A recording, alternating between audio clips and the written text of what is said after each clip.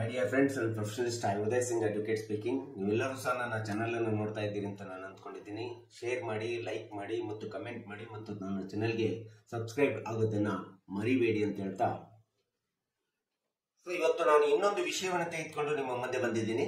ನಾನು ಇವತ್ತು ಆಯ್ಕೆ ಮಾಡಿಕೊಂಡಿರ್ತಕ್ಕಂಥ ವಿಷಯ ನೆಗೋಷಿಯಬಲ್ ಇನ್ಸ್ಟ್ರೂಮೆಂಟ್ ಆಕ್ಟ್ 138 ಒಳಗಡೆ ಆರೋಪಿ ಕಾನೂನಿನ ಕವಚದಿಂದ ಹೇಗೆ ಬಚಾವ್ ಆಗಬಹುದು ಮತ್ತು ರಕ್ಷಿಸಿಕೊಳ್ಳಬಹುದು, ಅಕ್ಯೂಸ್ಡ್ ವಿಶೇಷವಾಗಿ. ಸೊ ಈ ವಿಡಿಯೋ ಮೂಲಕ ನಾನು ಒಂದಿಷ್ಟು ವಿಶ್ಲೇಷಣೆಯನ್ನು ಕೊಡಲಿಕ್ಕೆ ಇಷ್ಟಪಡ್ತಾ ಇದ್ದೀನಿ.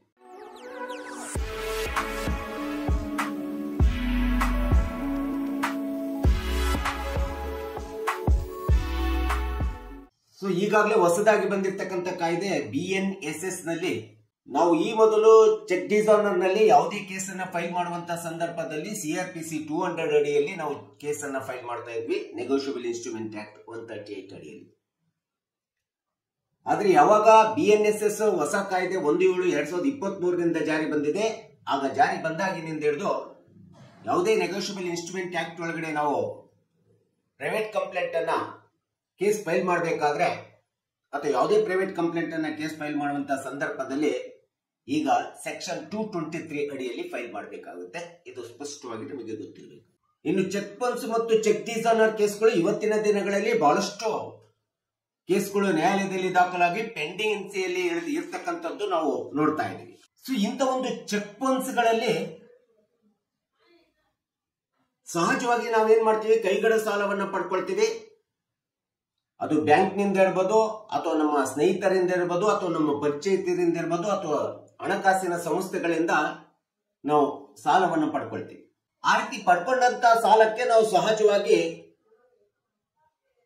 ಚೆಕ್ ಅನ್ನು ಕೊಡ್ತಕ್ಕಂಥದ್ದು, ಸಾಲ ಕೊಟ್ಟವರಿಗೆ ಚೆಕ್ ಅನ್ನು ಕೊಡ್ತಕ್ಕಂಥದ್ದು, ಆ ಚೆಕ್ ಅನ್ನು ಕೊಟ್ಟು ನಾವು ಸಾಲವನ್ನು ಪಡ್ಕೊಳ್ಳತಕ್ಕಂಥದ್ದು, ಇದು ಡ್ರಾಯರ್ ಮತ್ತು ಡ್ರಾಯಿ ನಡುವೆ ನಡೆಯುವಂತ ಒಂದು ವ್ಯವಹಾರ ಅಂತೇಳಿ ನೆಗೋಷಿಯಬಲ್ ಇನ್ಸ್ಟ್ರೂಮೆಂಟ್ ಆಕ್ಟ್ ಸೆಕ್ಷನ್ 138 ಅಲ್ಲಿ ನಾವು ನೋಡ್ತಾ ಇದ್ದೀವಿ.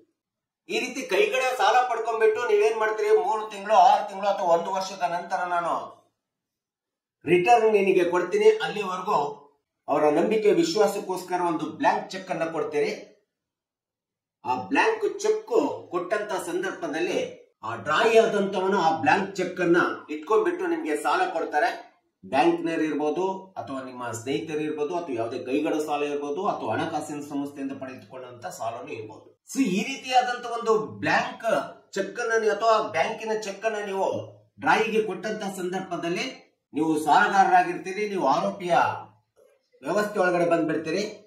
ಒಂದು ವೇಳೆ ಹಣ ಹಿಂತಿರುಗಿಸ್ಲಿಲ್ಲ ಅಂತಂದ್ರೆ ಅಂತ ಸಂದರ್ಭದಲ್ಲಿ ಇಂಥ ಒಂದು ಅಕ್ಯೂಸ್ಡ್ ಆಗಿ ಆರೋಪಿ ಈ ಒಂದು ಚೆಕ್ ಬೌನ್ಸ್ ನಿಂದ ಹೇಗೆ ಕಾನೂನಿನ ರಕ್ಷಣೆ ಪಡ್ಕೋಬೇಕು, ಕಾನೂನಿನ ಒಂದು ನಿಯಮಗಳೇನಿದ್ದಾವೆ, ನೀತಿಗಳೇನಿದ್ದಾವೆ ಎಂಬುದನ್ನ ಈ ವಿಡಿಯೋ ಮೂಲಕ ನೀವು ಒಂದಿಷ್ಟು ತಿಳ್ಕೊಬೇಕಂತೇಳಿ ನಾನು ಹೇಳ್ತಾ ಇದ್ದೀನಿ. ಇದು ತುಂಬಾ ಅವಶ್ಯಕತೆ ಆದಂತ ವಿಡಿಯೋ, ನೀವೆಲ್ಲರೂ ತಪ್ಪು ನೋಡ್ಬೇಕು. ವೀಕ್ಷಕರಲ್ಲಿ ವಿನಂತಿ ಇದೆ, ಮೊಟ್ಟ ಮೊದಲನೇದಾಗಿ ನೀವು ಸಾಲ ಪಡೆದಂತ ಸಂದರ್ಭದಲ್ಲಿ ಅದು ಬ್ಯಾಂಕಿಗಾಗ್ಲಿ, ಹಣಕಾಸಿನ ಸಂಸ್ಥೆಗಾಗ್ಲಿ, ಅಥವಾ ಯಾವುದೇ ಪರಿಚಯಿಸ್ತಾರ ಕೈಗಡ ತೆಗೆದುಕೊಂಡಂತ ಸಂದರ್ಭದಲ್ಲಿ ನೀವು ಮೊಟ್ಟ ಮೊದಲನೇ ಮಾಡಬೇಕಾದಂತ ಕೆಲಸ, ಒಂದು ಕಾನೂನಿನಲ್ಲಿ ನೀವು ಕಾನೂನಿನ ಕವಚದಿಂದ ರಕ್ಷಣೆ ಪಡ್ಕೋಬೇಕು ಮತ್ತು ಅದರಿಂದ ಹೊರಗೆ ಬಂದು ಉಳ್ಕೋಬೇಕಂತಂದ್ರೆ ನೀವು ಖಾಲಿ ಚೆಕ್ ಅನ್ನ ಕೊಡಬೇಡಿ.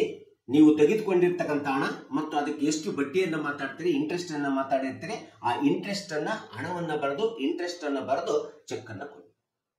ಇದು ಮೊಟ್ಟ ಮೊದಲನೇ ಮಾಡಬೇಕಾದಂತ ಕೆಲಸ. ಪ್ರತಿಯೊಬ್ಬ ಆರೋಪಿ ಸಾಲ ಪಡ್ಕೊಂಡ ನಂತರ ಎಷ್ಟು ಹಣ ಪಡ್ಕೊಂಡಿರ್ತೀರಿ, 1 ಲಕ್ಷ 2 ಲಕ್ಷ ಪಡ್ಕೊಂಡಿರ್ತೀರಿ, ಅದಕ್ಕೆ ಎಷ್ಟು ಬಡ್ಡಿ, ಎಷ್ಟು ಪರ್ಸೆಂಟೇಜ್ ಬಡ್ಡಿ, ಮಿನಿಮಮ್ ಪರ್ಸೆಂಟೇಜ್ ಬಡ್ಡಿಯನ್ನು ಹಾಕಿ ನೀವು ಆ ಹಣವನ್ನ ಚೆಕ್ ಮೇಲೆ ಬರೆದು ಕೊಡಬೇಕು. ಇದು ಮೊದಲನೇ ರಕ್ಷಣಾ ಕವಚ. ಇನ್ನು ಕೊಟ್ಟಂತ ಹಣವನ್ನ ಬರೆದ ತಕ್ಷಣ ನಿಮಗೆ ಅದು ಸಂಪೂರ್ಣ ಆಗುದಿಲ್ಲ. ಆ ಚೆಕ್ಕಿನ ಮೇಲೆ ನೀವು ಹಣವನ್ನ ಬರೆದು ನೀವು ಕೆಳಗಡೆ ಸೈನ್ ಅನ್ನ ಮಾಡಿ, ನಿಮ್ಮ ಹೆಸರನ್ನು ಬರೆದು ಸೈನ್ ಅನ್ನ ಮಾಡಿ ದಿನಾಂಕವನ್ನು ನಮೂದಿಸಬೇಕು, ಸ್ಪಷ್ಟವಾದಂತ ದಿನಾಂಕವನ್ನು ನಮೂದಿಸಬೇಕು. ಎಷ್ಟು ದಿನದೊಳಗಡೆ ನೀವು ಹಣವನ್ನು ವಾಪಸ್ ಕೊಡ್ತೀರಿ ಎಂಬತಕ್ಕಂಥ ಚೆಕ್ಕಿನಲ್ಲಿ ದಿನಾಂಕವನ್ನು ನೀವು ನಮೂದಿಸಬೇಕು. ನಿಮ್ಮ ಸಿಗ್ನೇಚರ್ ಅನ್ನು, ಹೆಸರನ್ನು ಬರೆದು ಸಹಿಯನ್ನು ಮಾಡತಕ್ಕಂಥದ್ದು ತುಂಬಾ ಅವಶ್ಯಕತೆ ಇದೆ.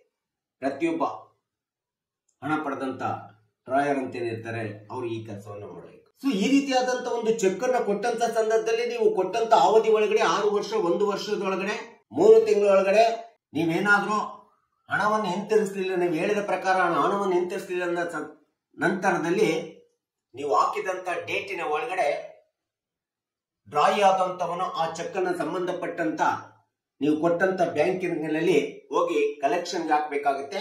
ಆ ಕಲೆಕ್ಷನ್ಗೆ ಹಾಕಿದಂತ ಸಂದರ್ಭದಲ್ಲಿ ಬ್ಯಾಂಕಿನ ಮ್ಯಾನೇಜರ್ಗಳು ನಿಮ್ಮ ಚೆಕ್ಗೆ ಇನ್ಸಫಿಷಿಯಂಟ್ ಫಂಡ್ ಅಂತೇಳಿ ಅಥವಾ ಚೆಕ್ ಡಿಸಾನರ್ ಅಂತೇಳಿ ಆಗ್ತಾ ಇದೆ, ನಿಮ್ಮ ಅಕೌಂಟ್ ನಲ್ಲಿ ಹಣ ಇಲ್ಲ ಅಂತೇಳಿ ನಿಮಗೆ ಸ್ಪಷ್ಟವಾಗಿ ಮೊದಲು ಮಾಹಿತಿ ಕೊಡಬೇಕಾಗುತ್ತೆ. ಮಾಹಿತಿ ಕೊಡದೆ ಚೆಕ್ ಅನ್ನ ಡಿಸಾನರ್ ಚೆಕ್, ಇನ್ಸಫಿಷಿಯಂಟ್ ಚೆಕ್ ಅಂತೇಳಿ ನಿಮಗೆ ನೋಟಿಸ್ ಕಳಿಸಲಿಕ್ಕೆ ಬರುವುದಿಲ್ಲ ಯಾವುದೇ ಬ್ಯಾಂಕಿನ ಮ್ಯಾನೇಜರ್. ಸೊ ಯಾವಾಗ ಡ್ರಾಯಿ ಒಂದು ವೇಳೆ ಚೆಕ್ ಅನ್ನ ಬ್ಯಾಂಕಿಗೆ ಕಲೆಕ್ಷನ್ಗೆ ಹಾಕಿ ಬ್ಯಾಂಕ್ ಮ್ಯಾನೇಜರ್ ಇಂದ ಸಂಬಂಧಪಟ್ಟಂತ ನಿಮ್ಮ ಅಕೌಂಟಿನ ಬ್ಯಾಂಕ್ ಮ್ಯಾನೇಜರ್ ಇಂದ ಅವನ ಅಕೌಂಟ್ ಮೂಲಕ ಕಲೆಕ್ಷನ್ಗೆ ಹಾಕಿ ಎಂಡೋರ್ಸ್ಮೆಂಟ್ ಅನ್ನು ತೆಗೆದುಕೊಳ್ತಾರೆ. ಆ ಎಂಡೋರ್ಸ್ಮೆಂಟ್ ಅನ್ನು ತೆಗೆದುಕೊಂಡಂತ ಸಂದರ್ಭದಲ್ಲಿ ಇನ್ಸಫಿಷಿಯಂಟ್ ಫಂಡ್ ಅಂತ ಹೇಳ್ಬಹುದು, ಡಿಸಾನರ್ ಆಫ್ ಫಂಡ್ ಅಂತ ಹೇಳ್ಬಹುದು, ಏನೇ ಕಾರಣ ಕೊಟ್ಟು ಎಂಡೋರ್ಸ್ಮೆಂಟ್ ಅನ್ನು ಕೊಡ್ತಾರೆ. ಸೊ ಎಂಡೋರ್ಸ್ಮೆಂಟ್ ತೆಗೆದುಕೊಂಡಂತ ಡ್ರಾಯಿ ಏನ್ ಮಾಡ್ತಾರೆ ಅಂದ್ರೆ ನಿಮಗೆ ನಿಮ್ಮ ಹಣ ವಾಪಸ್ ಬಂದಿಲ್ಲ ಅಂತೇಳಿ ನಿಮ್ಮನ್ನು ಆರೋಪಿ ಸ್ಥಾನದಲ್ಲಿ ಇರಿಸಿ ಸಡನ್ ಆಗಿ ನೆಗೋಷಿಯಬಲ್ ಇನ್ಸ್ಟ್ರೂಮೆಂಟ್ ಸೆಕ್ಷನ್ 138 ಒಳಗಡೆ ಕೇಸ್ ಹಾಕ್ಲಿಕ್ಕೆ ಬರುವುದಿಲ್ಲ. ನಿಮಗೆ ಲೀಗಲ್ ನೋಟಿಸ್ ಅನ್ನು ಕಳಿಸಬೇಕಾಗುತ್ತೆ 30 ದಿನ ಮುಂಚಿತವಾಗಿ, 1 ತಿಂಗಳು ಮುಂಚಿತವಾಗಿ ಲೀಗಲ್ ನೋಟಿಸ್ ಅನ್ನು ಕಳಿಸಬೇಕಾಗುತ್ತೆ ವಕೀಲರ ಮೂಲಕ. 1 ತಿಂಗಳು ಲೀಗಲ್ ನೋಟಿಸ್ ಕಳಿಸುವುದರ ಜೊತೆಗೆ ಅದಕ್ಕೆ ಪ್ಲಸ್ 15 ದಿನ, ಒಟ್ಟು 45 ದಿನಗಳವರೆಗೆ ನಿಮಗೆ ಕಾಲಾವಕಾಶವಿರುತ್ತದೆ. ನಿಮ್ಮ ವಿರುದ್ಧವಾಗಿ, ಆರೋಪಿ ವಿರುದ್ಧವಾಗಿ ದೂರುದಾರ ಯಾವುದೇ ವಿಧವಾದಂತಹ ಕಂಪ್ಲೇಂಟ್ ಅನ್ನ ನೆಗೋಷಿಯಬಲ್ ಇನ್ಸ್ಟ್ರೂಮೆಂಟ್ 138 ಒಳಗಡೆ ಕಂಪ್ಲೇಂಟ್ ಅನ್ನ ದಾಖಲಿಸಬೇಕಾದ್ರೆ ನಿಮಗೆ ಪುನಃ 45 ದಿನಗಳವರೆಗೆ ಸಮಯ ಸಿಗ್ತದೆ. ಈ ರೀತಿ ದೂರುದಾರ ನಿಮ್ಮ ಮೇಲೆ ಒಂದು ವೇಳೆ ವಕೀಲರ ಮೂಲಕ ನೋಟಿಸ್ ಅನ್ನು ಕಳಿಸಿ ನೀವು ನೋಟಿಸ್ ಅನ್ನು ರಿಸೀವ್ ಮಾಡಿಕೊಳ್ಳಾರ್ದೆ ನಿಮ್ಮ ಮೇಲೆ ದಾವೆಯನ್ನ ಎನ್ಎ ಆಕ್ಟ್ ನಲ್ಲಿ ದಾವೆಯನ್ನು ಹೂಡಿದಂತ ಸಂದರ್ಭದಲ್ಲಿ ನೀವು ಭಯಪಡುವ ಅವಶ್ಯಕತೆ ಇಲ್ಲ. ಈ ರೀತಿ ದಾವೆ ದಾಖಲಾದಂತ ಸಂದರ್ಭದಲ್ಲಿ ನೀವೇನ್ ಮಾಡುತ್ತೆ ಅಂತಂದ್ರೆ ಚೆಕ್ ಬೌನ್ಸ್ ಆಗಿದೆ, ನೀವು ಆರೋಪಿಗಳ ಸ್ಥಾನದಲ್ಲಿ ಇದ್ದೀರಿ ಅಂತ ಹೇಳ್ಬಿಟ್ಟು ಸಂಬಂಧಪಟ್ಟಂತ ನ್ಯಾಯಾಲಯ, ಮ್ಯಾಜಿಸ್ಟ್ರೇಟ್ ಕೋರ್ಟ್ ಏನಿದೆಯಲ್ಲ ನಿಮಗೆ ಸಮನ್ಸ್ ಅನ್ನ ಕಳಿಸ್ತದೆ, ನೋಟಿಸ್ ಅನ್ನ ಕಳಿಸ್ತದೆ. ಆದ್ರೆ ನ್ಯಾಯಾಲಯ ಕಳಿಸುವಂತ ಸಮನ್ಸ್ ಒಂದು ಸಮನ್ಸ್ ಕಳಿಸೋದಿಲ್ಲ. ಒಂದು ಸಮನ್ಸ್ ಕಳಿಸಿದ್ರೆ 1.5 ತಿಂಗಳು ಸಮನ್ಸ್ ಸಿಗುತ್ತೆ, ಮತ್ತೆ ಇನ್ನೊಂದು ಸಮನ್ಸ್ ಕಳಿಸ್ತದೆ, ಮತ್ತೆ ಇನ್ನೊಂದು ಸಮನ್ಸ್ ಕಳಿಸ್ತದೆ, 3 ಸಮನ್ಸ್ ಗಳನ್ನ ಕಳಿಸ್ತದೆ. ಆ 3 ಸಮನ್ಸ್ ಗಳನ್ನ ಕಳಿಸಿದಾಗಲೂ ಸಹ ನೀವು ಅವುಗಳನ್ನ ತೆಗೆದುಕೊಳ್ಳದೆ ಇರಬಹುದು ಅಥವಾ ಉತ್ತರ ಕೊಡದೇ ಇರಬಹುದು. ಅಲ್ಲಿ ನಿಮಗೆ 3 ಸಮನ್ಸ್ ಗಳನ್ನ ತೆಗೆದುಕೊಂಡು ಅಥವಾ ತೆಗೆದುಕೊಳ್ಳದೆ ಉತ್ತರ ಕೊಡದೆ ಇದ್ದಂತ ಸಂದರ್ಭದಲ್ಲೂ ಸಹ ಸುಮಾರು ನಿಮಗೆ 3 ರಿಂದ 6 ತಿಂಗಳವರೆಗೆ ಸಮಯ ಸಿಗುತ್ತೆ. ಆರೋಪಿಗೆ ಆ ಕಾಲಾವಕಾಶ ಕೊಡ್ತದೆ ನ್ಯಾಯಾಲಯ. 1, 2, 3 ಸಮನ್ಗಳ ಮೂಲಕ ನಿಮಗೆ ಅವಕಾಶವನ್ನು ಕೊಡ್ತದೆ. ನಿಮ್ಮ ವ್ಯಾಜ್ಯವನ್ನು, ದಾವೆಯನ್ನ ನ್ಯಾಯಾಲಯದಲ್ಲಿ ಬಂದು ಪರಿಹರಿಸಿಕೊಳ್ಬೇಕು ಅಂತೇಳಿ ಆರೋಪಿಗೆ ಕೊಡ್ತದೆ. ಸೊ ಈ ಸಮನ್ಸ್ಗಳು ಏನ್ ಮಾಡ್ತಾರೆ ಅಂತಂದ್ರೆ ಸಹಜವಾಗಿ ನಮಗೆ ಪೊಲೀಸ್ ಸ್ಟೇಷನ್ ಮೂಲಕ, ಪೊಲೀಸ್ ಮೂಲಕ ಬರ್ತದೆ. ಯಾಕಂದ್ರೆ ಇದು ಕ್ರಿಮಿನಲ್ ಕೇಸ್ ಅಂತೇಳಿ ಆಗ್ಬಿಡ್ತದೆ. ಅವಾಗ ಪೊಲೀಸ್ ಮೂಲಕ ಬಂದಂತ ಸಂದರ್ಭದಲ್ಲಿ ಪೊಲೀಸರು ಅದಕ್ಕೆ ಕಾರಣವನ್ನು ಕೊಟ್ಟು ನೀವು ತೆಗೆದುಕೊಳ್ಳದೆ ಇರ್ತದಕ್ಕೆ ಏನು ಕಾರಣ ಅಂತ ಹೇಳ್ಬಿಟ್ಟು ಕಾರಣವನ್ನು ಕೊಟ್ಟು ವಾಪಸ್ ನ್ಯಾಯಾಲಯಕ್ಕೆ ಸಲ್ಲಿಸತಕ್ಕಂಥದ್ದು ಸಹಜವಾಗಿ ನಾವು ಪ್ರಕ್ರಿಯೆಯನ್ನು, ನ್ಯಾಯಾಂಗದ ಪ್ರಕ್ರಿಯೆಯನ್ನು ನಾವು ನೋಡ್ತಾ ಇದ್ದೀವಿ. ಸೊ ಇಷ್ಟು ದಿನ CRPC ಒಳಗಡೆ ಆರೋಪಿಗೆ ಯಾವುದೇ ವಿಧವಾದಂತ ಬಚಾವ್ ಆಗುವಂತ ಅವಕಾಶ ಕಾನೂನಿನ ವ್ಯಾಪ್ತಿಯೊಳಗಡೆ ಕವಚದಲ್ಲಿ ಇರಲಿಲ್ಲ. ಆದರೆ ಏನು 1/7/2024 ಹೊಸ ಕಾಯ್ದೆ BNSS ಕಾಯ್ದೆ ಬಂದಿದೆ. ಈ CRPC 223 ಅಡಿಯೊಳಗಡೆ ಎನ್ಎ ಆಕ್ಟ್ ನಲ್ಲಿ ನಾವು ಕೇಸನ್ನ, ದಾವೆಯನ್ನು ಹೂಡಿದಂತ ಸಂದರ್ಭದಲ್ಲಿ ಈ ಒಂದು ಹೊಸ ಕಾಯ್ದೆಯಲ್ಲಿ ಒಂದು ಅವಕಾಶವನ್ನ, ಒಂದು ಆಪರ್ಚುನಿಟಿಯನ್ನ ಆರೋಪಿಗಳಿಗೆ ಕೊಡ್ಬೇಕಂತೇಳಿ ಫಸ್ಟ್ ಬೇಲೇಬಲ್ ವಾರೆಂಟ್ ಅಂತೇಳಿ ಇಶ್ಯೂ ಮಾಡ್ತಾರೆ. ಇಷ್ಟು ದಿನ CRPC ಒಳಗಡೆ ಸಮನ್ಸಿಗೆ ನೀವು ಉತ್ತರ ಕೊಟ್ಟಿಲ್ಲ ಅಂತೇಳಿ ಕಾಗ್ನಿಸಬಲ್ ತೆಗೆದುಕೊಂಡ್ಬಿಟ್ಟು ಸಹಜವಾಗಿ NBW ಇಶ್ಯೂ ಮಾಡ್ತಿದ್ರು, ನಾನ್ ಬೇಲೇಬಲ್ ವಾರೆಂಟ್ ಅನ್ನು ಇಶ್ಯೂ ಮಾಡ್ತಿದ್ರು. ಆದ್ರೆ ಇವಾಗ ಏನಾಗಿದೆ ಅಂದ್ರೆ ಕಾನೂನು ಬದಲಾಗಿದೆ, ಇನ್ನಷ್ಟು ಕಾನೂನಿನ ರಕ್ಷಣೆ ಸಿಕ್ಕಿದೆ. ನಿಮಗೆ ಬೇಲೇಬಲ್ ವಾರೆಂಟ್ ಅಂತೇಳಿ ಮೊದಲು ಬೇಲೇಬಲ್ ವಾರೆಂಟ್ ಮೂಲಕ ಮತ್ತೆ ನಿಮಗೆ ಸಮನ್ಸ್ ಅನ್ನು ಕೊಡ್ತದೆ, ನಿಮಗೆ ಅವಕಾಶವನ್ನು ಕೊಡ್ತದೆ. ನೀವು ನ್ಯಾಯಾಲಯದ ಒಳಗಡೆ ಬಂದು ವಕೀಲರ ಮೂಲಕ, ವಾದಿ ಮತ್ತು ಆರೋಪಿ ವಕೀಲರ ಮೂಲಕ ಕಂಡುಬಿಟ್ಟು ನಿಮ್ಮ ಸಮಸ್ಯೆನ ಪರಿಹರಿಸ್ಕೋಬಹುದು ಅಂತೇಳಿ ಒಂದು ಅವಕಾಶವನ್ನು, ಸದಾವಕಾಶ ಕೊಡ. ಆಗಲೂ ಬರದೇ ಇದ್ದಂತ ಸಂದರ್ಭದಲ್ಲಿ ನಿಮ್ಮದು ಕಾಗ್ನಿಸಬಲ್ ಅಂತೇಳಿ ತೆಗೆದುಕೊಂಡು ನೀವು ಆರೋಪಿ ಅಂತೇಳಿ ನ್ಯಾಯ ನಿರ್ಣಯವನ್ನು ತೆಗೆದುಕೊಂಡು ನಂತರದಲ್ಲಿ ನಿಮಗೆ non bailable warrant NBW issue ಮಾಡತಕ್ಕಂಥದ್ದನ್ನ ನಾವಿಲ್ಲಿ ನೋಡ್ತೀವಿ. ಈ ಪ್ರಕ್ರಿಯೆ ನಡೆಯೋಕೆ ನಿಮಗೆ ಸುಮಾರು ಮತ್ತೆ ಒಂದು 6 ತಿಂಗಳು ಸಮಯ ಸಿಗ್ತದೆ. ಸೊ ಇಷ್ಟು ಸಮಯವನ್ನು ಕೂಡ ಮತ್ತೆ ನೀವು ಕಾನೂನಿನ ಮೂಲಕ ನಿಮ್ಮನ್ನು ನೀವು ರಕ್ಷಿಸಿಕೊಳ್ತಾ ಇದ್ದೀರಿ. ಕಾನೂನು ನಿಮಗೆ ಅವಕಾಶವನ್ನು ಮಾಡಿಕೊಡ್ತಾ ಇದೆ. ಕಾನೂನಿನ ಕವಚದಿಂದ ನೀವು ಬಚಾವಾಗ್ತಾ ಇದ್ದೀರಿ ಎಂಬತಕ್ಕಂಥದ್ದು ನಿಮ್ಮ ಆರೋಪಿ ವಕೀಲರಿಗೂ ಗೊತ್ತಿದೆ ಮತ್ತು ವಾದಿಪರ ವಕೀಲರಿಗೂ ಸಹ ಗೊತ್ತಿರ್ತದೆ. ದೂರುದಾರನನ್ನ ದೂರುದಾರನನ್ನ ನಾವು ಹಣ ಕೊಡಿಸ್ಲಿಕ್ಕೆ, ರಕ್ಷಣೆ ಮಾಡ್ಲಿಕ್ಕೆ ನಾವು ಪ್ರಯತ್ನ ಮಾಡ್ತೀವಿ. ಆರೋಪಿನ ರಕ್ಷಣೆ ಮಾಡ್ಲಿಕ್ಕೆ ನಿಮ್ಮ ಆರೋಪಿ ಪರ ವಕೀಲರು ಪ್ರಯತ್ನವನ್ನು ಮಾಡ್ತಾ ಇರ್ತಾರೆ. ಸೊ ಈ ಇಪಿ ಕೊಟ್ಟಂತ ಸಂದರ್ಭದಲ್ಲಿ ನ್ಯಾಯಾಲಯ ಅವರಿಗೆ 1 ವಾರ ಅಥವಾ 2 ವಾರ ಕಾಲಾವಕಾಶ ಕೊಡ್ತದೆ ಅಷ್ಟೇ. ಮತ್ತೆ ನ್ಯಾಯಾಲಯ ಆರೋಪಿಯನ್ನು ನ್ಯಾಯಾಲಯದ ಒಳಗಡೆ ಬರ್ಲಿಕ್ಕೆ ತುಂಬಾ ಪ್ರೆಷರ್ ಅನ್ನು ಆಗ್ತಾ ಇರ್ತದೆ. ಎಷ್ಟೋ NBW ವಾರೆಂಟ್ಗಳು ಪೊಲೀಸ್ ಸ್ಟೇಷನ್ ಗೆ ಬಂದಂತ ಸಂದರ್ಭದಲ್ಲಿ ಪೊಲೀಸರು ಅದನ್ನ ಎಕ್ಸಿಕ್ಯೂಷನ್ ಮಾಡೋದಿಲ್ಲ. ಏನೆಲ್ಲ ನೆಪವನ್ನು ಹೇಳ್ಬಿಟ್ಟು ಆರೋಪಿಗಳು ಹೇಳಿದಂತ ನೆಪವನ್ನು ತೆಗೆದುಕೊಂಡ್ಬಿಟ್ಟು ಆ ನೆಪದ ಮೇಲೆ ರಿಪೋರ್ಟ್ ಅನ್ನ ಪೊಲೀಸರು ನ್ಯಾಯಾಲಯಕ್ಕೆ ಸಲ್ಲಿಸ್ತಾರೆ. ಆಗ ಅನಿವಾರ್ಯವಾಗಿ ನ್ಯಾಯಾಲಯ ಏನು ಮಾಡ್ಲಿಕ್ಕೆ ಆಗೋದಿಲ್ಲ. ಆ ರಿಪೋರ್ಟ್ ಅನ್ನು ತೆಗೆದುಕೊಂಡು ಮತ್ತೆ ನಿಮಗೆ ಕಾಲಾವಕಾಶವನ್ನು ಕೊಡ್ತಕ್ಕಂತ ಪ್ರಕ್ರಿಯೆ ಇವತ್ತು ನ್ಯಾಯಾಂಗದ ವ್ಯವಸ್ಥೆ ಒಳಗಡೆ ಆಗ್ತಾ ಇದೆ. ಸೊ ನಂತರ ಕೊನೆಯದಾಗಿ ನಿಮಗೆ ನಾನ್ ಬೆಲಿಬಲ್ ವಾರೆಂಟ್ ಅನ್ನ ಪೊಲೀಸರು ಎಕ್ಸಿಕ್ಯೂಷನ್ ಮಾಡಿ ನಿಮ್ಮನ್ನ ಅರೆಸ್ಟ್ ಮಾಡ್ಕೊಂಡು ಬಂದ್ರು ಅಂದಂತ ಸಂದರ್ಭದಲ್ಲಿ ಅರೆಸ್ಟ್ ಮಾಡ್ಕೊಂಡು ಬಂದಂತ ಸಂದರ್ಭದಲ್ಲೂ ಸಹ ನಿಮ್ಮದೇ ಆದಂತ ಯಾವುದೇ ಒಂದು ಪ್ರಾಪರ್ಟಿ ಇದ್ರೆ ಆ ಪ್ರಾಪರ್ಟಿಯನ್ನ ಶೂರಿಟಿಯನ್ನಾಗಿ ತೆಗೆದುಕೊಂಡು ಯಾರಿಗಾದ್ರೂ ತೆಗೆದುಕೊಂಡು ಆ ಪ್ರಾಪರ್ಟಿ ಶೂರಿಟಿಯನ್ನು ಕೊಟ್ಬಿಟ್ಟು ನೀವು ಬೇಲನ್ನ ಮಾಡಿಸ್ಕೊಂಡು ಹೋಗ್ಬೇಕಾಗುತ್ತೆ. ಈಗ BNSS ನಲ್ಲಿ ಇರ್ತಕ್ಕಂಥ 479 ಸೆಕ್ಷನ್ ಪ್ರಕಾರ ನೀವು ಬೇಲ್ ತೆಗೆದುಕೊಂಡು ಹೋಗುವಂತ ಅವಕಾಶವನ್ನ ಇವತ್ತು ಮಾನ್ಯ ನ್ಯಾಯಾಲಯ ನಿಮಗೆ ಕೊಡ್ತಾ ಇದೆ. ಸೊ ಈ ರೀತಿ ಆಗ್ಲಿಲ್ಲ ಅಂದ ಸಂದರ್ಭದಲ್ಲಿ ಕೊನೆಗೆ ನೀವೇನಾಗುತ್ತೆ ಅಂತಂದ್ರೆ ಸಂಬಂಧಪಟ್ಟಂತ ನಿಮ್ಮ ವಕೀಲರು, ಆರೋಪಿ ಪರ ಇರ್ತಕ್ಕಂಥ ವಕೀಲರು ಮತ್ತು ದೂರುದಾರ ಪರ ಇರ್ತಕ್ಕಂಥ ವಕೀಲರನ್ನ ಕಂಡ್ಬಿಟ್ಟು ನೀವು ಎಷ್ಟು ಹಣ ಕೊಟ್ಟಿರ್ತೀರಿ ಅದಕ್ಕೆ ನಾವು ಇಷ್ಟು ಹಣವನ್ನ ಕೊಡ್ಲಿಕ್ಕೆ ತಯಾರಿದ್ದೀವಿ, ಬಡ್ಡಿ ಸಮೇತ ಇಷ್ಟು ಹಣವನ್ನ ಕೊಡ್ಲಿಕ್ಕೆ ತಯಾರಿದ್ದೀವಿ ಅಂತ ಹೇಳ್ಬಿಟ್ಟು ಕಾಂಪ್ರಮೈಸ್ ಪಿಟಿಷನ್ ಅನ್ನ ಇಬ್ರು ವಕೀಲರ ಕಡೆಯಿಂದ ನೀವು ಮಾತಾಡಿ ಒಪ್ಪಿಸ್ಕೊಳ್ಬಿಟ್ಟು ನೀವು ನ್ಯಾಯಾಲಯದ ಮುಂದೆ ಬಂದು ನ್ಯಾಯಾಧೀಶರ ಮುಂದೆ ನಾವು ಇಷ್ಟು ಹಣ ಕೊಡ್ಲಿಕ್ಕೆ ತಯಾರಿದ್ದೀವಿ, ಇಷ್ಟು ಬಡ್ಡಿ ಸಮೇತ ಇಷ್ಟು ಹಣವನ್ನು ಕೊಡ್ಲಿಕ್ಕೆ ತಯಾರಿದ್ದೀವಿ, ನಮ್ಮ ವ್ಯಾಜ್ಯವನ್ನ ನೆಗೋಷಿಯಬಲ್ ಇನ್ಸ್ಟ್ರೂಮೆಂಟ್ ಕೇಸಿನ ವ್ಯಾಜ್ಯವನ್ನ ಮುಕ್ತಾಯಗೊಳಿಸಿ ಸ್ವಾಮಿ ಅಂತೇಳಿ ಕೇಳ್ಕೊಂಡ್ರೆ ಮಾನ್ಯ ನ್ಯಾಯಾಲಯ ಇದಕ್ಕೂ ಸಹ ನಿಮಗೆ ಕಾಲಾವಕಾಶವನ್ನು ಕೊಡ್ತದೆ. ನೀವು ಎಷ್ಟು ದಿನದಲ್ಲಿ ಹಣ ಕೊಡ್ತೀರಿ ಅಂತೇಳಿ ನಿಮ್ಮ ಕಾಲಾವಕಾಶಕ್ಕೆ ಕೇಳ್ತದೆ. ಆ ಕಾಲಾವಕಾಶದ್ದು 3 ತಿಂಗಳು ಇರ್ಬೋದು ಅಥವಾ 4 ತಿಂಗಳು ಇರ್ಬೋದು. 2 ತಿಂಗಳಿಂದ 3 ತಿಂಗಳು 4 ತಿಂಗಳು ಕಾಲಾವಕಾಶ ಕೊಡ್ತದೆ.